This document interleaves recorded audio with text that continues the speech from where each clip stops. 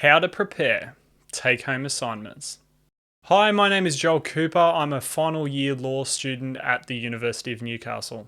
In the last 12 months, I completed my honours thesis in intellectual property law and I scored a high distinction in the intellectual property law course. Now, part of that IP course was, of course, a take-home assignment. Today, we'll be looking at take-home assignments and detailing the best course of action for your preparation. Now, you will be tempted to approach a take-home assignment as just that, an assignment. At a general level, this is true. Take-home assignments typically allow a larger time frame to complete the paper than a traditional exam or take-home exam. With the busy life of a uni student, however, you will likely only be able to use a day or less of the allotted time to complete the assignment. This means that preparation is key, even if you may not initially see it as necessary. Let's talk about notes. Well-crafted study notes are highly important for take-home exams and take-home assignments, and they set you up for success. For this type of assignment, you may not need as detailed notes as those that you would take into a traditional formal exam, where you'd only have around 3 hours. Your notes don't need to be as detailed for this kind of assignment because you have extra time to research, to find the right information and sources, and to write your response. Instead, you should have notes that reflect a scaffold or problem-solving process. Your notes should contain the principles and rules with the attached sources of law, clear headings or an indented structure, and have clear, simple English explanations of the content. These notes push your mind to identifying key legal problems or assist you in identifying material facts or missing facts. Despite this, there should be enough detail in your notes to direct your mind towards the right cases or statutory provisions for a particular problem or issue. Your notes in this way provide information, but also form a sort of checkbox exercise where you can ensure that relevant legal issues and rules are considered in your response. You focus on the part of your notes that will help you answer the question. Not everything in your notes will be helpful to answering the question. But if you have notes on all of the legal types of problems, all of the legal issues, you have all of the legal rules there, then you're well prepared and you won't have to look as far outside your notes as you would without strong notes. Let's now talk about your understanding. That is, your understanding of the legal rules and principles. Perfect notes will only get you so far with the take-home assignment.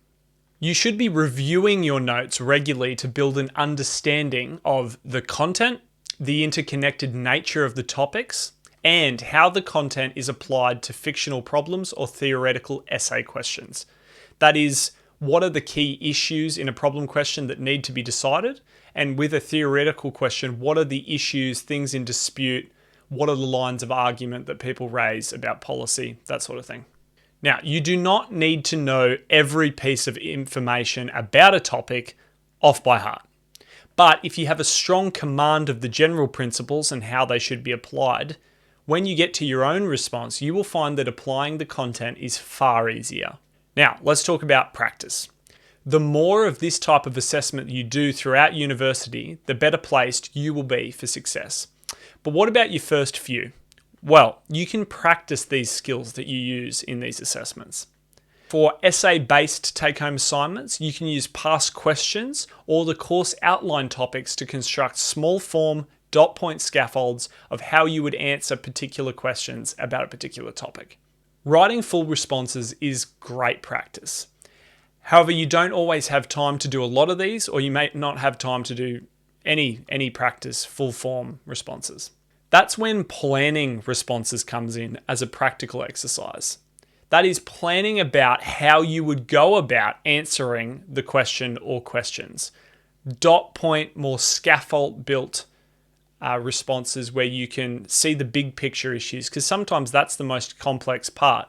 That is how you will approach each issue, the rules that you will apply, and the conclusions that you will come to.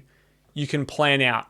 That's great practice for formal exams as well, because that's what you should be doing in your reading time. After you've read through the problems, you're going to go through and you're going to plan your responses.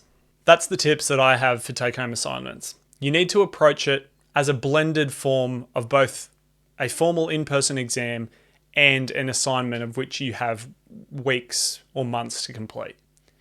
You need to strike a fine balance between having great, strong, detailed notes that have every piece of information you could possibly want and developing your own ability to look at problems, see the issues, and know which principles you need to apply and the conclusions that you will come to. Alongside that, you need to work on your skills, your essay writing skills and your problem solving skills. At the end of the day, those skills are what are assessed in an assignment where you don't have over 24 hours to complete it. You've got a fine time limit. Whatever words end up in that document at the end of the time is what you're assessed on. So having fantastic, amazing notes, but not having a great understanding of the content will only get you so far. In the next video, we'll talk about time management for take-home assignments.